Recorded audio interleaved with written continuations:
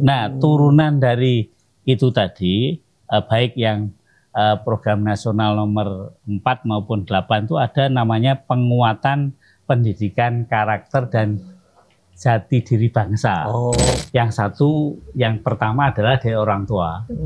Orang tuanya, jadi kalau tadi anaknya bangun pagi, orang tuanya bahasa Jawanya ngepluk gitu ya. Nggak bisa kan seperti itu ya. Galakan, jadi kita berikan teladan dan alhamdulillah anak-anak sudah mulai, karena kan apa ya, seperti Bapak tadi bilang, kita perlu dukungan yang 3 itu. Kita nggak bisa bekerja sendiri, semua tanggung jawab diserahkan kepada sekolah gitu. Karena banyak juga dari aktivitas itu yang membentuk karakter itu semuanya juga benar-benar sampai loving, actingnya itu yang sampai loving, jangan acting yang hanya sebatas karena takut sama guru, takut sama orang tua, actingnya, tapi acting yang benar-benar. Saya punya semacam kesimpulan, kalau program ini jalan, program jalan, sebenarnya 7 kebiasaan anak Indonesia hebat itu tidak hanya seakan-akan mendidik anak-anak.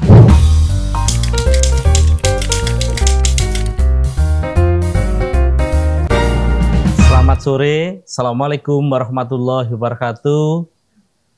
Pemirsa yang budiman, sore ini kita jumpa lagi dalam acara Pelincak Pak Karso. Selamat sore Pak Karso.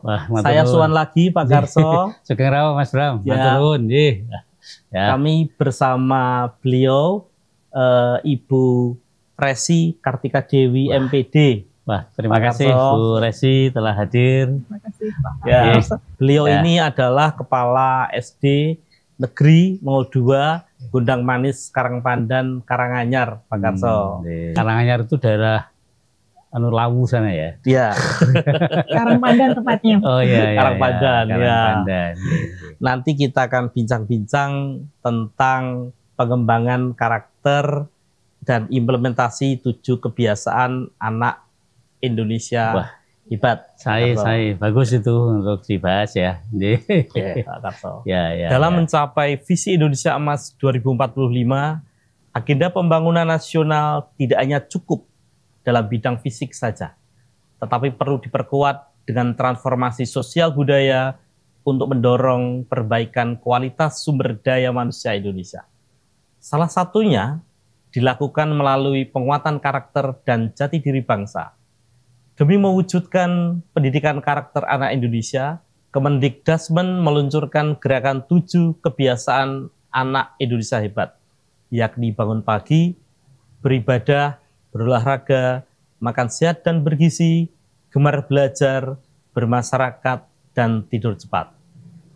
Pak Karso, dalam bincang-bincang ini kami ingin ngangsu kawruh, Pak Karso, salah satunya tentang apa ya sebenarnya yang melatar belakangi perlunya ada gerakan 7 kebiasaan anak Indonesia hebat ini, dan kira-kira apa ya hubungannya antara penguatan karakter dan jati diri bangsa ini, Pak Karso?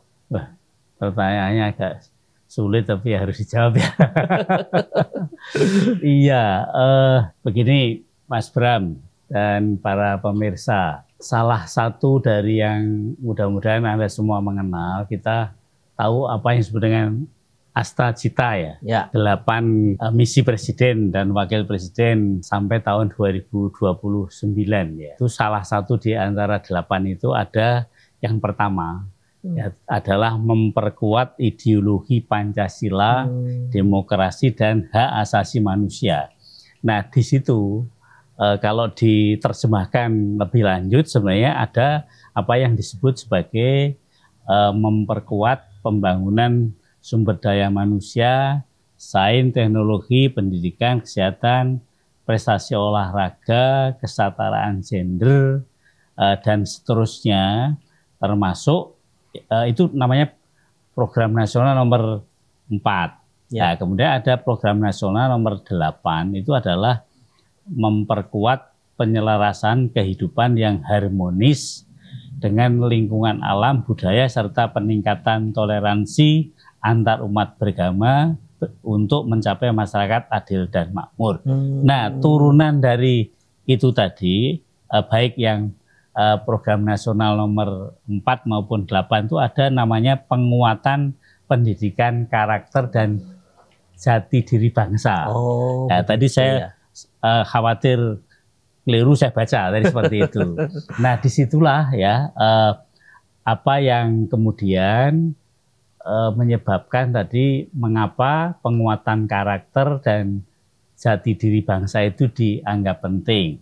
Nah, sampai akhirnya tadi apa yang disebut sebagai kebiasaan, tujuh kebiasaan. Anak Indonesia hebat ya. Itu. Nah, itu turunan dari itu semua. Pak Menteri Pendidikan Dasar dan Menengah ya, itu kemudian mendeklarasikan gerakan itu sendiri untuk menjadi bagian dari tadi pendidikan karakter dan jati diri bangsa. Begitu. Nah, dari sanalah kemudian nanti akan diharapkan apa yang disebut dengan ketahanan sosial budaya dan sampai pada pendidikan karakter tadi itu penting adanya, kira-kira seperti itu, Mas. Kira-kira arahnya kebijakan penguatan karakter dan jati diri bangsa ini kemana ini? Ya, sekarang kita kan punya namanya Pancasila, gitu ya. Kemudian kita juga punya nilai-nilai, apakah itu nilai agama, nilai budaya, nilai kebangsaan, yang semua. Tapi pertanyaannya adalah apakah itu terimplementasi baik dan dilaksanakan oleh anak-anak kita? Bagaimana, Bu? Kira-kira sudah dilakukan belum ini? Nah, seperti itu. Maka lalu ada gerakan itu untuk pendidikan. Nanti Bu Resi sebagai kepala sekolah kita tanya ya sejauh mana itu sudah. Tapi mohon maaf, Mas Bram, setahu saya itu baru pada akhir tahun 2024 ya dideklarasikan.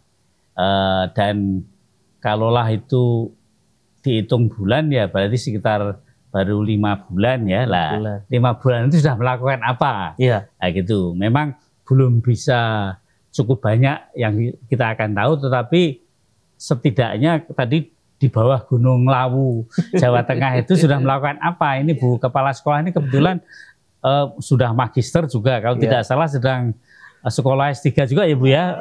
Luar biasa ini kan. Nanti mudah-mudahan bisa menjelaskan itu, Mas Bram. Ya, monggo. Bagaimana Ibu Resi? Terima kasih kesempatannya Pak Mas Bram dan Pak Karso mau sedikit berbagi cerita ya kalau terkait kebijakan yang tadi disampaikan oleh Pak Karso bahwa meskipun kami di pelosok tapi kami tetap mengikuti perkembangan, jadi mengikuti apa yang terjadi di kementerian walaupun dengan menteri yang baru gitu ya dan kebijakan dan saya rasa kebijakan ini memang sangat baik sekali karena kita misinya sangat luar biasa tadi pembentukan karakter. Jadi kalau kita khususnya di sekolah dasar itu kan menjadi pondasi untuk anak kecil itu perlu diberi bekal pondasi yang kuat terutama dengan karakter itu, Bapak.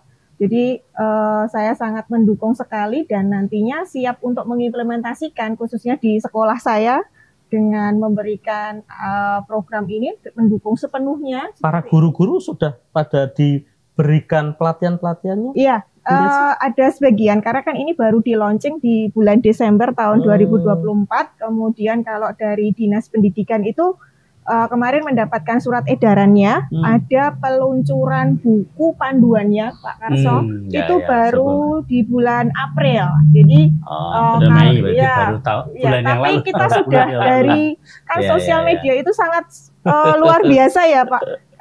Jadi kami tidak hanya guru itu nggak harus diam menunggu kebijakan turun, tapi kita juga harus melihat. Dan kebetulan begitu Desember launching, ada 7 kebiasaan itu kita berusaha untuk mengimplementasikan semaksimal kami dan sesuai dengan kemampuan di sekolah. Ada pendampingan tidak, Bu? Ada. Dari dinas, nanti dari pengawas ada Bapak. Jadi kami selain diberi panduan dari kan itu sosialisasinya langsung dari kementerian diberi channel. Sebelum lanjut, Mas Bram, Bu, ini apakah kira-kira pemirsa juga sudah tahu yang disebut dengan 7 kebiasaan anak Indonesia hebat, apa toh itu? 7. Apa toh itu? Apa saja itu? 7 kebiasaan anak Indonesia hebat itu yang pertama Bapak itu adalah bangun pagi. Nah, itu bangun kan pagi. Anak sekarang itu harus bangun pagi ya. Itu penting sekali pondasi. Itu makanya pertama itu gagasannya luar biasa dikondisikan untuk biasa bangun pagi. Kemudian pagi itu jam 5 atau sebelum jam 5 gitu ya. Itu menyesuaikan dengan mungkin karena mempunyai perspektif berbeda dari segi agama ya Bapak ya. Mungkin kalau kemudian yang Islam karena ada hubungannya yang nomor 2 Bapak. Itu ada beribadah. Kelanjutan dari bangun pagi nomor 2 kemudian ibadah. Beribadah. Kalau mungkin dari yang agama Islam berarti bangun paginya untuk sholat subuh ya. Mungkin kalau yang non Islam mungkin ada yang jam 6 nah itu kita sesuaikan. Kemudian yang ketiga setelah bangun kita jangan tidur lagi gitu ya. Jadi berolahraga. Itu yang sangat luar biasa membiasakan anak untuk berolahraga biar mencintai tubuhnya untuk kesehatan seperti itu. Kemudian yang keempat makan makanan yang bergizi. Sarapan dulu nih mau berangkat ya. Untuk setelah olahraga. Nah, untuk bekal nanti belajar nanti baru setelah kita makan berangkat ke sekolah ya makan makanan yang bergizi baru kita gemar belajar untuk mengikuti harus urut ini kan kebiasaannya harus urut setelah nanti gemar belajar sampai pada tahap pulang akan bermasyarakat seperti itu. Nah bermasyarakat di lingkungan sekitarnya kalau untuk anak SD kan bermain dengan temannya jadi tidak langsung di rumah sendiri gitu ya. Setelah pulang sekolah bermasyarakat mau jadi untuk permainan-permainan tradisional itu kan sangat membangun juga karena kan saat ini anak sangat individual sekali ya dengan gadget. Yang terakhir kita harus tidur cepat. Jadi jangan malam-malam tidurnya gitu. Jadi ada biar besok bangunnya bisa lebih pagi lagi gitu. Ini butuh keteladanan ya Pak Karso ya. Betul. Butuh keteladanan. Bagaimana Pak Karso? Benarkah anak-anak ini berarti butuh figur teladan dari guru, orang tua maupun lingkungan sekitarnya. Menurut Pak Karso bagaimana Pak Karso? Ya kalau anak itu kan terutama masih SD ya. Iya, SD.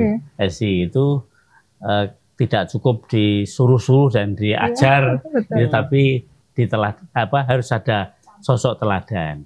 Nah, teladan itu menurut saya harus ada 3 perspektif. Yang pertama adalah dari orang tua. Orang tuanya, jadi kalau tadi anaknya bangun pagi, orang tuanya bahasa Jawanya ngepluk gitu ya. Nggak bisa kan seperti itu ya, harus ikut bangun pagi, bahkan harus lebih dulu. Gitu. Nah, kemudian yang kedua adalah dari guru.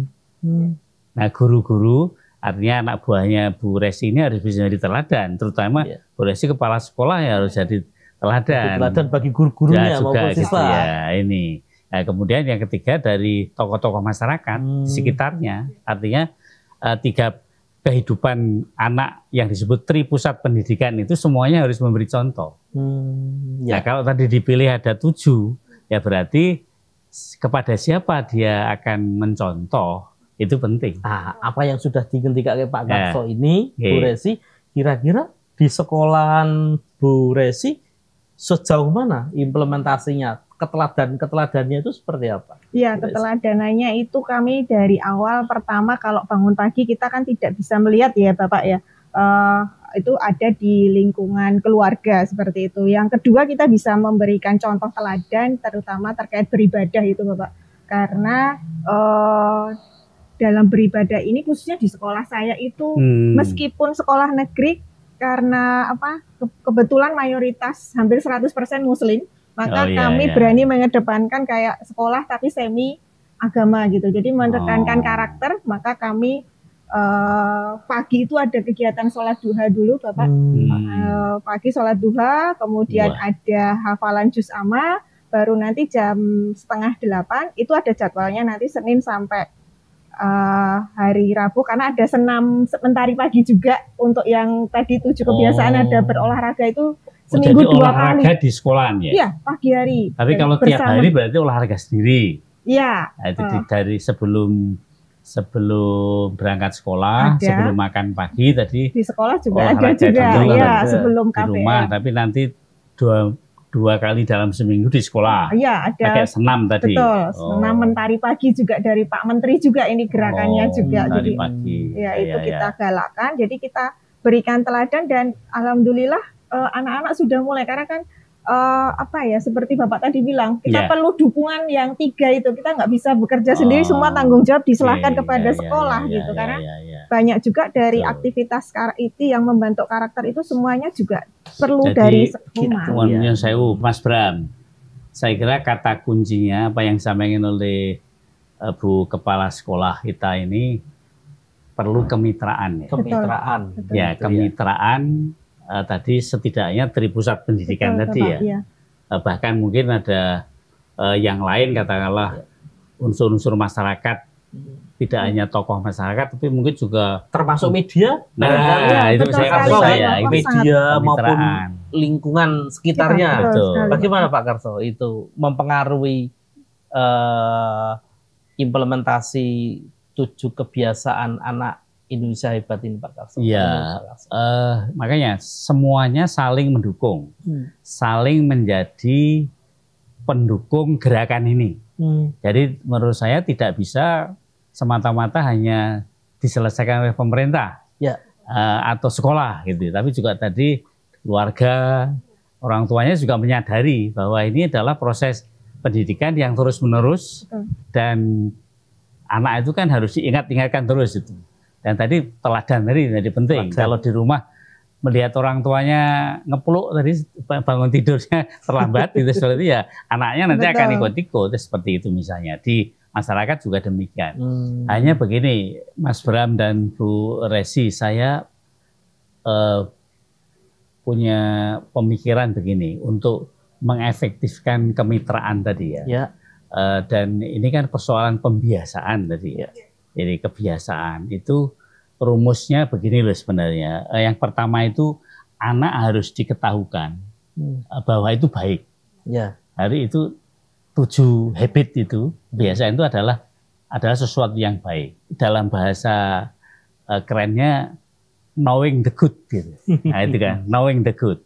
Jadi kalau anak sudah knowing the good, maka nanti pada tahap kedua apa yang disebut dengan loving the good, mencintai yang baik tadi, 7 tadi. Nah, jadi itu artinya ada proses ya, tadi knowing dulu, kemudian loving, yang terakhir itu adalah acting the good, baru akan melaksanakan. Jadi kalau rangkaian 3-3-nya itu tidak jalan, maka ya kemungkinan tidak akan sukses.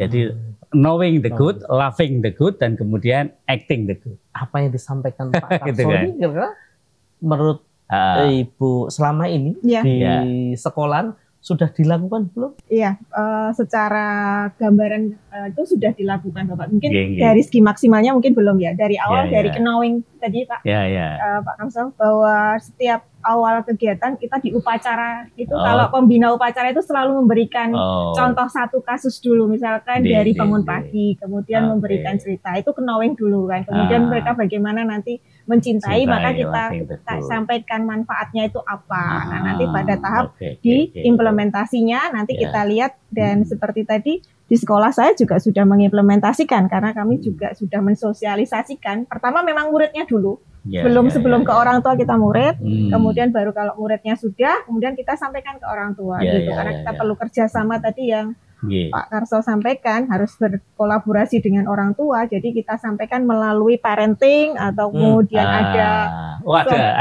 parenting, orang tuanya dikumpulkan. Betul, ada. Jadi kita ada program baru itu kami laksanakan di bulan Januari karena Desember launching itu kan. Makanya kita mau ada kegiatan ini di sekolah selama 6 bulan ke depan. Jadi minta kerjasamanya saling memantau gitu, seperti itu. Nah setelah orang tua baru nanti kami juga akan melakukan evaluasi juga. Berarti memang dibutuhkan ada pemahaman terlebih dahulu ya Pak Karso ya? Betul. Sebelum sampai ke action tadi ya Pak Karso. Ya sebenarnya tadi 3 langkah tadi itu tidak hanya untuk anak tapi juga untuk tiga yang bermitra, tadi ya Pak Karso ya. Gitu. Baik, kira-kira kalau sampai sejauh ini program yang relevan dengan kebutuhan pengembangan karakter siswa SD saat ini, kira-kira apa yang sudah dilakukan di sekolahan panjenengan?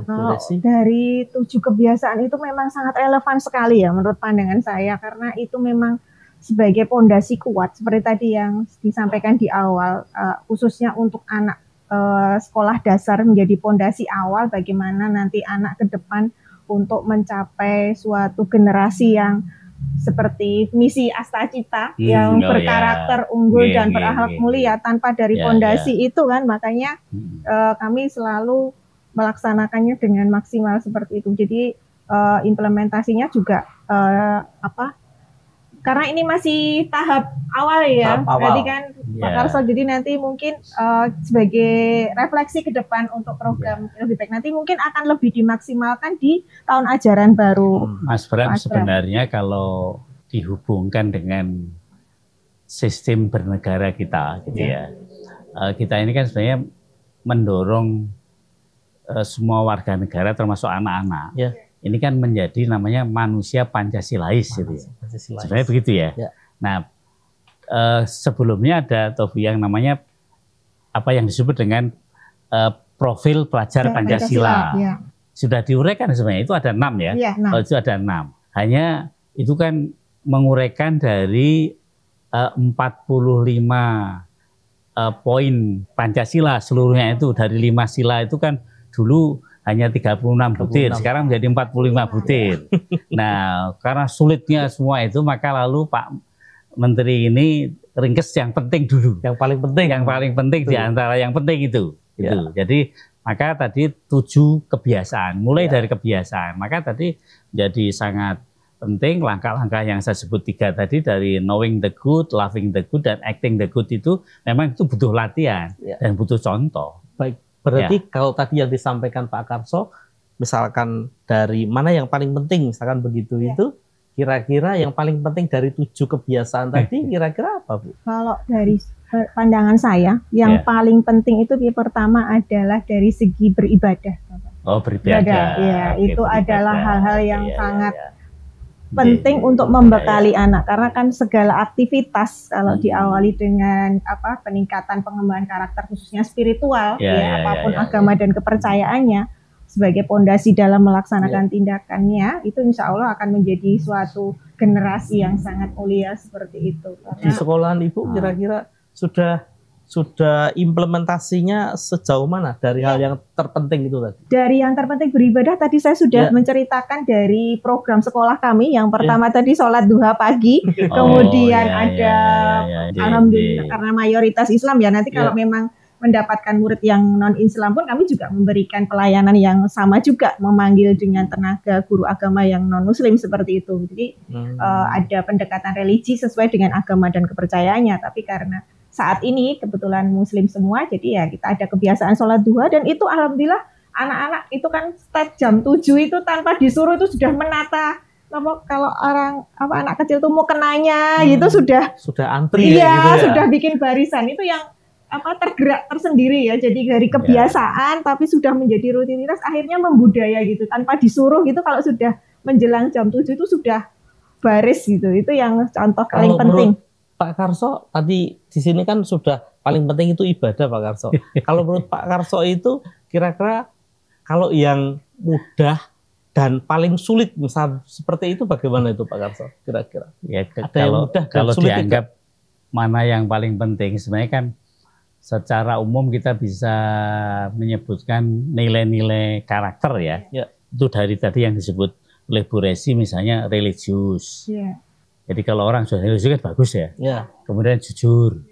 Nah, sekarang banyak orang jujur atau tidak jujur. Gitu. Toleran. Nah, itu kan. Kemudian apalagi misalnya disiplin, kerja keras misalnya. Ini kan semua adalah karakter itu ya. Kemudian kreatif, mandiri. Semua dibutuhkan itu. Apalagi misalnya demokratis kalau menghormati pendapat orang lain. Misalnya apalagi rasa ingin tahu kalau di sekolah misalnya, apalagi misalnya semangat kebangsaan. Nah, jadi bangsa ini istilahnya dumuk batuk sayari bumi. Cari bumi harus dibela seperti itu misalnya, cinta tanah air, menghargai prestasi dan sebagainya, banyak sekali yang terutama juga misalnya bertanggung jawab. Apapun yang dilakukan harus bertanggung jawab. Ini kan semua nilai-nilai karakter yang tadi sebenarnya di dalam apa namanya Pancasila tadi, Profil nilai-nilai ya apa yang disebut dengan kan ada apa? Keimanan dan ketakwaan, apa lagi? berkebinekaan global, Nah. kemudian bernalar kritis, kreatif, kolaborasi seperti itu, Kalau guru mandiri. hafal, Mas. Tapi mohon izin Pak Karso, saat ini Iya tuh. yang profil pelajar Pancasila itu mulai bergeser, kemudian sama Pak Menteri itu diganti 8 dimensi lulusan. Oh, Seperti itu. Jadi gitu. ada keimanan dan ketakwaan terhadap Tuhan Yang Maha Esa, kemudian ada kewargaan, kemudian ada kolaborasi, penalaran kritis, kemudian ada kesehatan, kemudian ada komunikasi, seperti itu. Kalau kita kembali lagi ke kebiasaan tadi sudah penting itu sudah masuk. Ya. Tadi sudah sampaikan begitu ya. Ya. Nah, sekarang kalau mana yang sulit, mana yang paling mudah, misalkan begitu. Ya. Yang paling sulit apa, Bu? Yang paling mudah sulit apa, Bu? ini seperti program Pak Presiden itu yang makan makanan bergizi. Itu yang paling sulit itu ya. Paling sulit Saat justru ini paling sulit. memang, iya, itu kan saat ini anak-anak zaman sekarang kan sudah dihadirkan dengan makanan instan seperti itu yang kadang juga karena kesibukan orang tua pun sudah jarang untuk memasakkan anak-anak yang makanan bergizi gitu, karena kan juga. Tapi ini baru mulai Mas Bram. Ya, makanya kita berharap itu yang di tempatnya Ibu sudah ada itu? belum. Oh, belum ada. belum, kebetulan belum belum ada. itu. Ya, Katanya ya, nanti ya. tahun ajaran baru. Tahun ajaran baru. Di Karangpandan gitu. Kalau misalnya begini, tadi ditanya tentang kesulitannya ya. Ya. Saya menduga ini Bu Resi, guru itu kan harus melakukan monitoring ya. Betul. Apakah tadi memberi contoh atau mengajarkan 7 kebiasaan tadi sejauh mana berhasil? Ini pakai apa? Iya. Untuk mengetahui bahwa itu telah berjalan atau berhasil atau belum, tadi pakai apa itu? Monitoringnya pakai apa? Monitoringnya pakai jurnal yang diberikan oleh Pak Menteri yang kemarin yang tadi saya sampaikan launching sudah itu ada ya? ada buku panduan dari PAUD, SD, SMP, SMA, kami diberi buku panduannya apa saja yang di situ sudah kita tinggal Buku ATM itu saja. diberikan kepada anak Iya. untuk monitor diri sendiri atau guru yang monitor? Itu anak-anak men-checklist gitu Sendiri, kan, checklist kemudian ya. ada kolom komentar orang tua apakah itu benar dilaksanakan atau tidak seperti itu, dan ada komentar guru. Jadi dikerjakan oleh siswanya, kemudian ada 2 feedback dari Berarti orang itu tua. sudah diintegrasikan dalam kurikulum pembelajaran ya? Sudah, jadi sudah mendapatkan arahan untuk membuat, karena kan itu penilaiannya kebiasaan itu kan harus tiap hari, nggak mungkin seminggu sekali gitu kan, tidak mungkin. Jadi harus rutin ya Bapak, karena akan agar membudaya gitu Pak Karso. Jadi ya memang jurnalnya itu setiap hari gitu dilakukan. Jurnal itu seragam seluruh Indonesia ya? Sudah ada panduannya dari Pak Menteri dibuatkan. Nah, berarti bukunya sudah siap ada atau harus mengadakan sendiri? Harus mengadakan sendiri, Pak Karso. Anggarannya ada apa itu? Iya, ada, insya Allah. Kita kerjasama dengan orang tua murid, karena kan kita sudah sosialisasi ya. Jadi ini juga penting. Jadi bukan hanya untuk penting sebagai dari pihak sekolah, karena ini kan juga anaknya mereka juga nantinya berdampak juga buat anak-anak mereka gitu. Kita kan sebagai pelayan gitu kan, memberikan yang terbaik gitu. Kita kolaborasi. Jadi insya Allah orang tua mendukung. Selain buku, selain buku itu untuk memonitor sekaligus Ibu kan memimpin sekolahan, memimpin sekolahan ini. Nah, dalam mengimplementasikan program 7 kebiasaan ini, kira-kira ada enggak pelatihan untuk para guru-guru di sekolahan panjenengan itu, Bu? Ada, gitu launching di bulan Desember itu. Di bulan Januari sama Februari itu dari kami ada namanya kayak KKG gitu, Pak Karso. Jadi itu ada sosialisasi, jadi ada, karena kan pelatihannya itu kalau di kecamatan itu kan perwakilan Pak Bram. Jadi nanti baru mengimbaskan ke guru-guru yang lain seperti itu ya. Dan nantinya juga pengimbasan itu yang berangkat juga dari sekolah mungkin masih 1 perwakilan. Dan nanti yang di perwakilan dari 1 sekolah, guru di sekolah itu mengimbaskan ke guru-guru di sekolah tersebut. Jadi kami selain ada komunitas belajar di KKG, tapi juga ada komunitas sekolah Pak Karso. Ini guru sudah mulai berjalan Pak Karso. Saran Pak Karso Untuk para siswanya kira-kira bagaimana Pak Karso? Saya khawatir satu, Ya. jangan hanya hafal 7 nilai. Seperti misalnya katakanlah Pancasila 1, 2 itu, Iya. itu kan hanya hafal. Ya. Tapi kadang-kadang tidak paham. Nah, ini tadi kalau misalnya ketemu anak yang paling kecil memang harus hafal. Iya. Tapi yang paling penting kan tadi internalisasi tadi. Ya. Normalisasi. Nah, internalisasi tadi kayak 3 langkah tadi ya, Ya. knowing the good, kemudian loving the good, dan kemudian acting the good. Ini harusnya pada semua level. Seperti itu. Terkait dengan ini Pak Karso, apakah siswa ini dapat memahami, kemudian dapat mempraktekkan 7 kebiasaan anak Indonesia hebat itu dalam keseharian mereka kira-kira Pak Karso? Menurut Pak Karso bagaimana Pak Karso? Ya tadi kata Bu Resi, ya gitu. artinya walaupun pemantauannya belum secara utuh, apa yang sudah dipraktekkan di sekolah dan di lingkungan anak-anak hidup, yaitu di keluarga, itu sudah mulai dilakukan. Hanya mungkin persoalannya adalah intensitasnya sejauh mana. Oh ya, gimana Bu? Iya, terkait intensitas ya dari pemahaman anak dulu ya Bapak. Karena kan dari cara pandang anak memahami itu kan juga berbeda-beda. Ada yang mungkin kita beri sosialisasi di setiap upacara gitu, tapi kan ada anak yang langsung nangkep memahami gitu, tapi ada yang tidak. Nah, itulah yang kita harus rutin sekali intensitas untuk menyampaikan hal-hal tersebut agar nantinya ini seperti apa yang tadi disampaikan oleh Pak Karso ya, 3 tadi yang knowing, loving, dan acting. Nah, dan sampai anak itu dalam memahaminya itu juga benar-benar sampai loving actingnya itu yang sampai loving, jangan acting yang hanya sebatas karena takut sama guru, takut sama orang tua actingnya, tapi acting yang benar-benar menjiwai gitu, yang mereka memiliki kesadaran penuh untuk melaksanakan 7 kebiasaan tersebut. Seperti itu Pak Karso dan Pak Asbram. Berarti kalau begitu tidak hanya siswa, kalau tadi Pak Karso sampaikan tripusat pendidikan tadi salah satunya juga orang tua. Nah, kira-kira selama ini sejauh mana peran orang tua dalam mendukung pembiasaan di rumah? Menurut Pak Karso bagaimana? Ya, saya kira orang tua atau keluarga itu harus dipandang sebagai tadi segitiga utama ya, selain sekolah. Karena tadi misalnya kebiasaan dari mulai bangun pagi sampai kemudian terakhir tidur cepat itu kan yang tahu orang tua. Iya. Orang tua. Nah, sehingga menurut saya butuh apa yang disebut dengan pemberdayaan keluarga. Nah, pemberdayaan keluarga, mediasi yang bisa dilakukan oleh sekolah adalah organisasi orang tua yang selama ini disebut komite sekolah.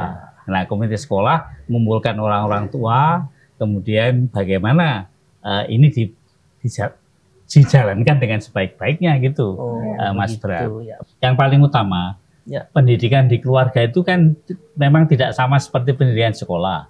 Kalau pendidikan di keluarga itu kan mengutamakan misalnya tadi apa yang disebut dengan contoh, teladan, kan? Teladan orang tua dan ini adalah ya, kemudian dilakukan terus-menerus. Butuh kejujuran juga ya. Dan juga kejujuran. Nah, dalam hal kejujuran tadi buku apa Bu namanya? Buku jurnal itu mohon maaf Bapak dan Ibu kalau anak-anak nanti minta ditandatangani, minta di centang istilahnya gitu ya. Nah, itu jangan misalnya bangunnya jam 6 ya jangan dikatakan bangunnya jam 5. Nah, itu merusak dan akan memperlemah anak ibu bapak sendiri. Saya kira seperti itu. Kejujuran tadi menjadi penting Mas Bram menurut saya. Jadi contoh orang tua itu menjadi penting, teladan tadi ya maksud saya, kemudian dilakukan secara kontinus dengan latihan-latihan terus-menerus ya. Mungkin awalnya suruh bangun pagi itu ya susah ya, dilatih kan seperti itu misalnya. Dan kalau sampai yang bersangkutan balelo artinya tidak mau ya dilakukan dialog secara persuasif gitu kan. Nah, ini untuk kamu sendiri. Nah, itu untuk masa depanmu sendiri. Ini bukan orang tua, kamulah yang penting. Ayo nak. Ya, jadi terus menerus begitu sehingga guru dan sekolah akan terbantu. Ya. Itu Menarik. poinnya. Itu Ya, saran dari Pak Karso ya. Iya. Itu Ya. yang saya sebut pemberdayaan Keluarga gitu. Tapi ada satu hal yang Ya. lebih menarik tadi, Ya. Bu. Salah satunya adalah disampaikan Pak Karso tentang pemberdayaan, bahasanya kata tadi pemberdayaan Ya. keluarga. Nah ini pemberdayaan para wali murid, Ya. ya Pak Karso ya. Ya. Dalam hal ini mungkin ada Komite. sekolah. Gitu. Ah. Sejauh mana komite sekolah terlibat dalam pembiasaan anak Indonesia hebat ini? Artinya realitas yang selama ini Iya, Bu realitas. Resi sudah Alhamdulillah ada jalan. ada komite saya alhamdulillah sangat aktif ikut. Jadi kami sebelum bergerak pun kita harus berbincang dengan komite terlebih bagus, dahulu karena nanti yang menggerakkan adalah komite Pak komitenya tersebut. Nah, biayanya dari mana kalau itu dari komite akan sendiri. membentukkan, kita ada namanya grup paguyuban, ada parenting seperti itu. Nah, mereka yang akan membutuhkan adanya suatu tambahan wawasan atau ada masalah, maka kita kan rutin Bapak. Kalau di sekolah saya itu sudah menjadi agenda rutin 2 bulan sekali ada kegiatan parenting. Misalkan ada masalah-masalah atau ada program baru yang harus disampaikan, itu semuanya didukung oleh dari parenting tersebut. Karena termasuk tadi kalau persoalan untuk buku tadi ya Pak Karso ya. Pak Karso. Misalkan ada kesulitan pendanaan terkait dengan buku tadi kan bisa disampaikan lewat komite sekolah juga. Iya, itu sudah dipikirkan juga dari para wali murid tadi. Bahkan tadi saya sampaikan di awal, ini adalah kebutuhan murid tersebut seperti itu untuk membantu checklist gitu kan. Nah, yang seperti tadi Pak Karso bilang, jangan sampai salah hanya sebatas formalitas. Nah, itulah yang nanti kita berikan sosialisasi kepada orang tua bahwa jurnal ini itu bukan hanya untuk mencari siapa yang terbaik, tapi suatu hasil anaknya. Jadi bukan penuh sekali dicentang, tapi ternyata zong gitu kan. Saya punya semacam kesimpulan. Kalau program ini jalan, program jalan. Sebenarnya 7 kebiasaan anak Indonesia hebat itu tidak hanya seakan-akan mendidik anak-anak, tapi juga mendidik orang tua juga. Jadi artinya ada dampak yang sangat spektrumnya luas. Jadi tidak hanya sebatas di sekolah, tapi juga di lingkungannya. Nah, karena anak itu kan pada dasarnya hanya akan melakukan perubahan apabila orang tua atau di sekitarnya itu melakukan. Artinya anak itu kan meniru sih, meniru contoh lah. Berarti harus contohnya dulu ada. Contohnya adalah orang tua. Jadi kalau orang tua baik, maka nanti anak-anak kita juga baik. Oke. Monggo orang-orang tua jadilah orang baik supaya anak-anak kita itu baik. Begitu ya? Ya, setuju Pak Karso. Biasa nih. Baik, terima kasih Pak Karso. Terima kasih Bu Resi. Saya rasa obrolan kita menarik. Hari ini, pada sore ini, kita akan jumpa lagi pada episode berikutnya, pertemuan berikutnya. Terima kasih Pak Karso. Terima kasih. Terima kasih telah hadir. Alhamdulillah, terima kasih.